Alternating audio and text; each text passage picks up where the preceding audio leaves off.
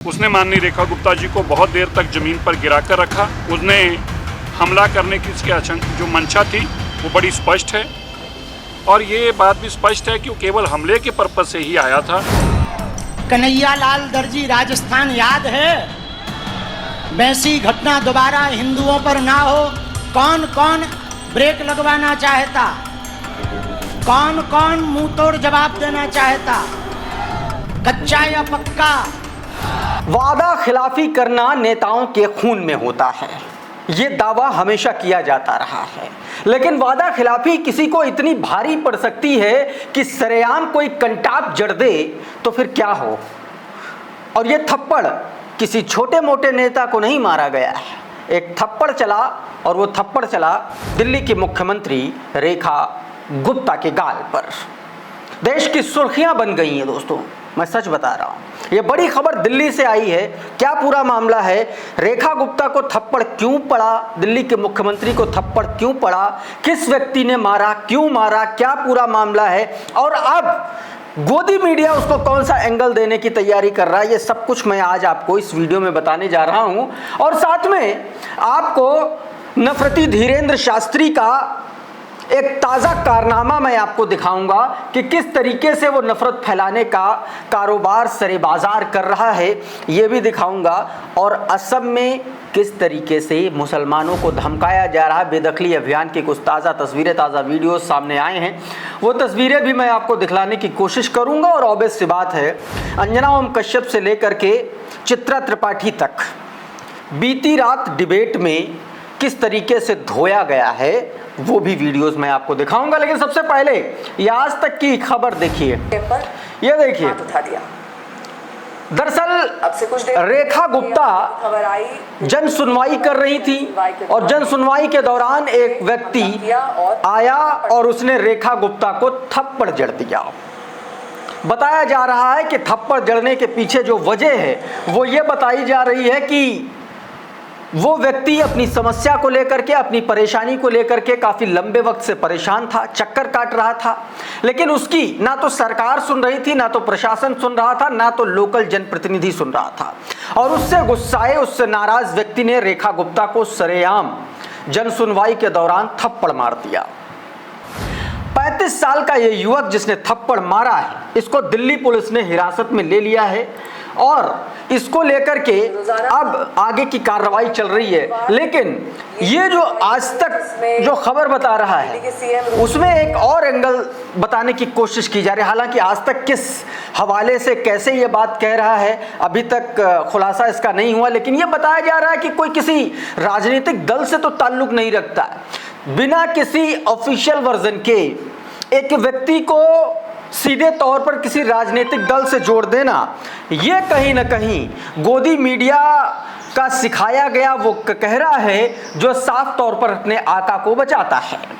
और कम से कम आज तक इस मामले में शुरुआत से यही कहता हुआ आ रहा है, जबकि आज तक का रिपोर्टर खुद इस बात को नहीं कबूल कर रहा है। छोटा सा वीडियो इस हिस्से का, ये हिस्सा देखिए इस वीडियो का और उसके बाद आगे की बात। दिल्ली की सीएम पर जन सुनवाई के दौरान एक शख्स ने हमला किया और थप्पड़ मारा। जन सुनवाई के दौरान और आम जनता के बीच मौजूद था, उसके हाथ में एक कागज था। थप्पड़ मारकर इस शख्स ने दिल्ली की सीएम पर हमला किया है। तो दोस्तों इस तरीके से आज तक ने अपनी गोदी गिरी, उधर गोदी मीडिया आप जान ही रहे हैं। इस शख्स का नाम जिसने थप्पड़ मारा है, एनडीटीवी बता रहा है कि इसका नाम राजेश भाई खिमजी है और राजेश भाई खिमजी गुजरात के राजकोट का रहने वाला है। 35 साल का राजेश भाई खिमजी, उसने रेखा गुप्ता को थप्पड़ जड़ दिया। बताया जा रहा है कि रेखा गुप्ता जन सुनवाई कर रही थी और उसी दौरान वो परेशान होकर के उसने ये हमला किया। किसी भी समस्या का समाधान कम से कम किसी पर फिजिकल असॉल्ट नहीं होता है, इसको ग्लोरीफाई नहीं किया जा सकता। लेकिन नेताओं को भी ये सोचना पड़ेगा, समझना पड़ेगा कि आखिर कोई व्यक्ति इतनी हाई सिक्योरिटी में जा करके एक मुख्यमंत्री को थप्पड़ क्यों मारेगा, आखिर क्या वजह होगी। ये अपने आप में बड़ा सवाल है। इसी को लेकर के अमित यादव लिखते हैं, रेखा गुप्ता को थप्पड़ मारने पर गोदी मीडिया शोक मना रही और केजरीवाल को थप्पड़ मारने पर गोदी मीडिया जश्न मना रही थी। क्या बात है। दलाल मीडिया को अब दुख हो रहा है, जब भाजपा के किसी मुख्यमंत्री को थप्पड़ लगा और जब केजरीवाल को थप्पड़ लगा था तो ये मीडिया खुशी मना रही थी। साफ तौर पर गोदी मीडिया को एक्सपोज किया यहां पर अमित ने। उधर असम में किस तरीके से मुसलमानों के साथ सलूक हो रहा है, वीर चलित सेना के सदस्यों ने किस तरीके से नफरत फैलाने के उद्देश्य से कुछ मुसलमान महिलाओं के साथ अभद्रता की, किस तरीके से उनको साफ तौर पर धमकी दी और कहा कि आप जो है असम छोड़ करके चले जाइए। जरा ये वीडियो देखिए, मैं इसके बारे में आपको बताता रहा हूँ। ये देखिए, ये इधर वाली जो महिलाएं हैं ये वीर चलित सेना की सदस्य बताई जाती हैं और ये मुस्लिम महिलाओं को साफ तौर पर धमका रही हैं, उनसे उनका मोबाइल ले रही हैं और साफ तौर पर ये बताया जा रहा है कि आप चले जाइए। ये घटना दोस्तों चराई देव की है।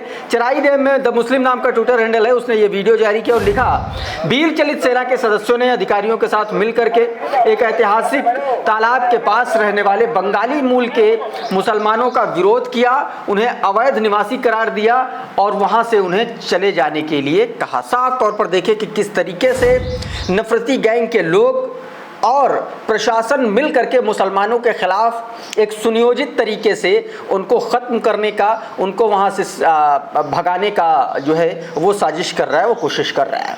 उधर दो और तस्वीरें सामने आई हैं। पहले ये वीडियो देखिए। ये जो वीडियो आप देख रहे हैं ये दरांग का है और ये वीडियो आज का नहीं, ये 16 अगस्त का है, लेकिन सामने अब आया। 16 अगस्त का ये वीडियो है और इस वीडियो में आप देखिए कि ये वीर चलित सेना के लोग बंगाली भाषी मुसलमानों को जो है वो असम छोड़ने के लिए कह रहे हैं। ये वीडियो का जरा छोटा सा हिस्सा देखिए पहले।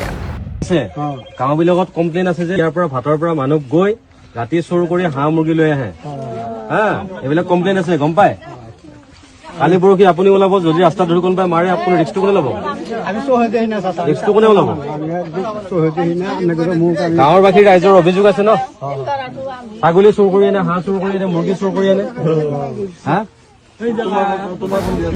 अब आप एक और वीडियो देखिए। ये दूसरा वीडियो है, इसमें देखिए ये कुछ लोग, कुछ मुस्लिम्स हैं, इनको गिरफ्तार कर लिया गया और इनको जो है जेल भेजा जा रहा है। ये जोरहाट की तस्वीरें हैं और 11 अगस्त की ये तस्वीरें हैं दोस्तों, अब सामने आई हैं और इनको सीधे तौर पर गिरफ्तार कर दिया गया। 11 अगस्त को बताया जा रहा है कि वीर चलित सेना ने काम पर जो बंगाली मुसलमान जा रहे थे उसी दौरान इनको जो है बांग्लादेशी बता करके पुलिस के हवाले कर दिया। तो दोस्तों इस तरीके से बंगाल में बेदखली अभियान, असम में माफ कीजिएगा, बेदखली अभियान कुछ इस तरीके से चल रहा है। उधर धीरेन्द्र शास्त्री, नफरती बाबा धीरेन्द्र शास्त्री, जो हिंदू मुस्लिम करने की जिसने कसम उठा रखी है और इस देश की सरकारें सूरदास बन गई हैं, अंधी बन गई हैं, प्रशासन नतमस्तक है इस नफरती बाबा के आगे। किस तरीके से साफ तौर पर हिंदू मुस्लिम समाज में दरार पैदा करने की ये व्यक्ति कोशिश कर रहा है, लेकिन कुछ नहीं किया जा रहा है इसका। ये वीडियो जरा देखिए आप। कन्हैया लाल दर्जी राजस्थान याद है? वैसी घटना दोबारा हिंदुओं पर ना हो। कौन कौन ब्रेक लगवाना चाहता, कौन कौन मुंह तोड़ जवाब देना चाहता, कच्चा या पक्का? सोच लो। पक्का? तो एक उपाय है, पूछो क्या? 1 घंटा तुम्हारा, हिंदू राष्ट्र हमारा। तो दोस्तों इस व्यक्ति ने इस तरीके से साफ तौर पर मुसलमानों के खिलाफ जहर उगला और संविधान के खिलाफ असंवैधानिक भाषा का इस्तेमाल किया। इस तरीके के लड़के जो खुद को बाबा कहते हैं, 10वीं पास इस तरीके के लोग संविधान को ताक पर रखते हैं और पूरी दुनिया को बेवकूफ बनाते हैं और नेता अपनी सियासी रोटियां सेकते हैं। यह है धीरेन्द्र शास्त्री। इसका अगली चेहरा भी मैं अभी असली चेहरा आपको मैं दिखाऊंगा।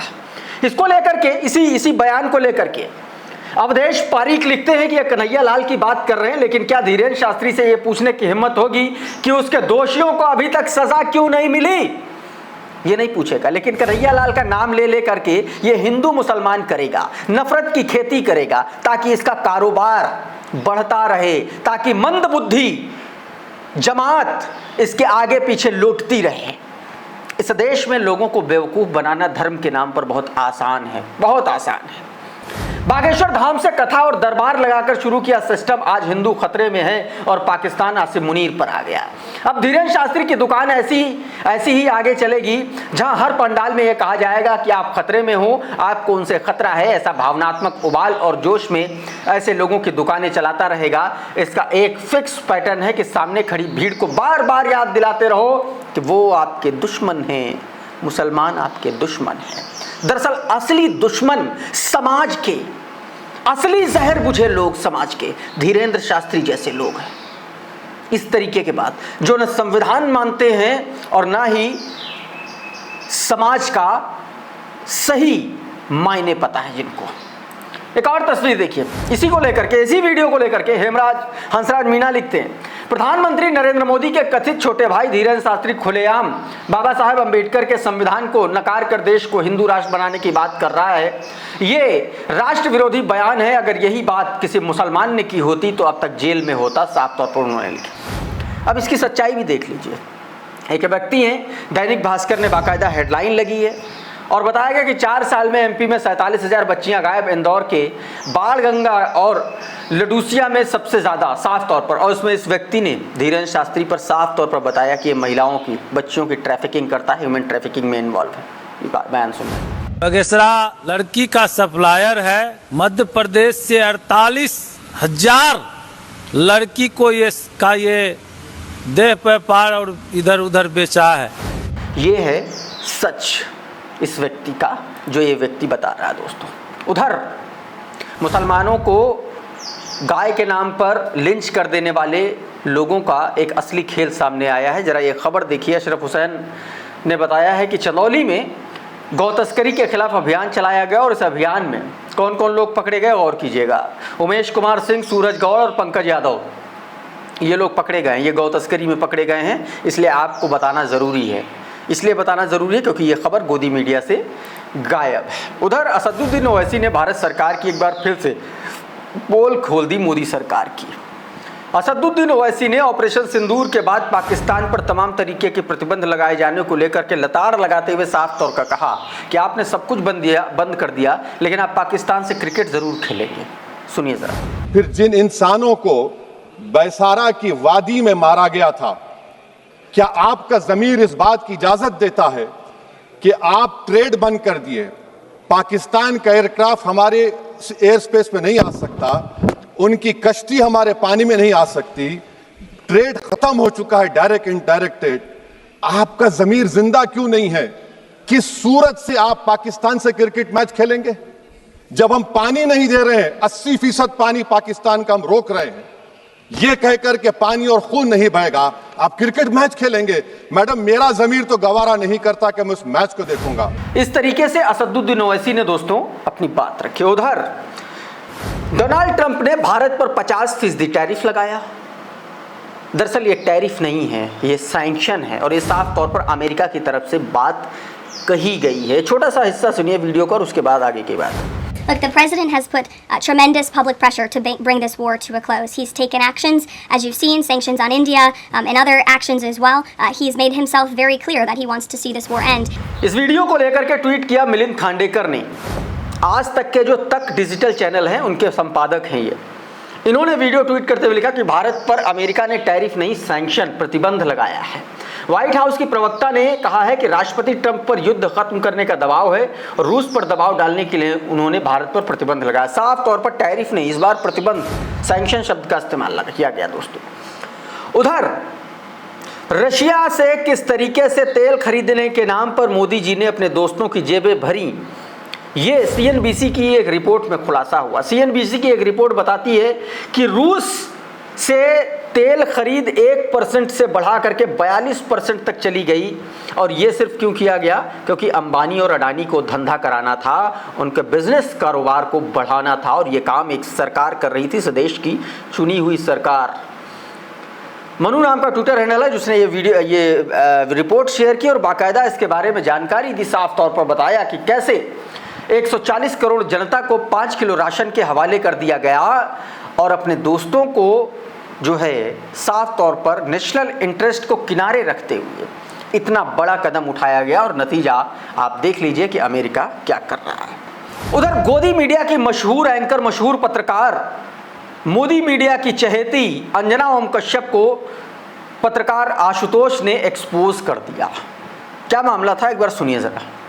आपसे सवाल आपके अधिकार को अंजना जी, अंजना जी, मैं भी पत्रकार रहा हूँ आपकी तरीके से, मैंने भी किया, मुझे मालूम है। एक फर्क है सर, आप पत्रकार के बाद पॉलिटिकल पार्टी के हो गए और मैंने ऐसा नहीं किया, इसलिए चलिए सवाल का जवाब दीजिए। सुन लीजिए, बहुत सारे ऐसे लोग होते हैं, अब आप चूंकि सुनना चाहती हैं इसलिए मैं बता देता हूँ, बहुत सारे ऐसे लोग होते हैं जो पद पर रहने के बाद भी राजनीतिक पार्टियों का काम करते हैं। तो इस तरीके से दोस्तों आशुतोष ने साफ तौर पर अंजना ओम कश्यप को कायदे से लताड़ लगा दी। अच्छा, गोदी मीडिया के जो पत्रकार हैं अब उनके बहुत बुरे दिन आ गए दोस्तों। बुरे दिन इसलिए क्योंकि सारे प्रवक्ता, सभी राजनीतिक दलों के प्रवक्ता इनका चाल चरित्र और चेहरा सब समझ चुके हैं। और यही कुछ ऐसा हुआ एबीपी न्यूज पर चित्रा त्रिपाठी के साथ, जब कांग्रेस की प्रवक्ता ने चित्रा त्रिपाठी की लंका लगा दी। चित्रा त्रिपाठी ज्ञान देने लगी थी प्रवक्ताओं को, और उसके बाद प्रवक्ता ने कह दिया कि ज्ञान मत दीजिए, आपका जो काम है उतना ही काम करो, सिर्फ सवाल पूछना, सवाल पूछो, ज़्यादा आपको इधर उधर करने की ज़रूरत नहीं है। और उसके बाद भड़क गई चित्रा त्रिपाठी, उल्टे कह लगी ज्ञान न दो, ज्ञान न दो। चित्रा त्रिपाठी जी, एंकर जब डिबेट में आता है और जब पैनलिस्ट डिबेट में आते हैं तो वो ज्ञान देने ही आते हैं अपनी पार्टी के लिए, तो कुछ भी मत बोलिए आए बाएं साएं, उसके लिए पढ़ना लिखना पड़ता है। जरा वीडियो देखिए। आपका काम है सवाल पूछना, ये डिसाइड करना नहीं है कि कौन सा प्रवक्ता पार्टी भेजेगी या नहीं भेजेगी। आप अपने काम से काम रखें तो बेहतर होगा। सवाल पूछना आपका काम है, सवाल पूछिए, मैं जवाब दूंगी। पर ये नया पुराना ज्ञान देने के लिए नहीं बुलाया गया है। प्रियंका भारती जी, अपना जवाब दीजिए। नहीं, कोई ज्ञान नहीं, ये बहुत गलत बात है, ये बहुत गलत बात है मैडम। यहाँ पर टीवी पर बैठी हुई हूँ मैं, आपके घर की उसमें नहीं बैठी। तो इस तरीके से दोस्तों चित्रा त्रिपाठी को एक बार फिर से एक्सपोज कर दिया। और भारतीय जनता पार्टी के प्रवक्ता एक तरीके से उनको रागिनी नायक ने बुरी तरीके से लताड़ लगा दी और इतना कायदे से उनको समझा दिया, साफ तौर पर कह दिया कि जो लोग मुलायम सिंह यादव जी के पैर दबाते थे वो उनसे डिबेट करने लायक नहीं है। देखिए सर,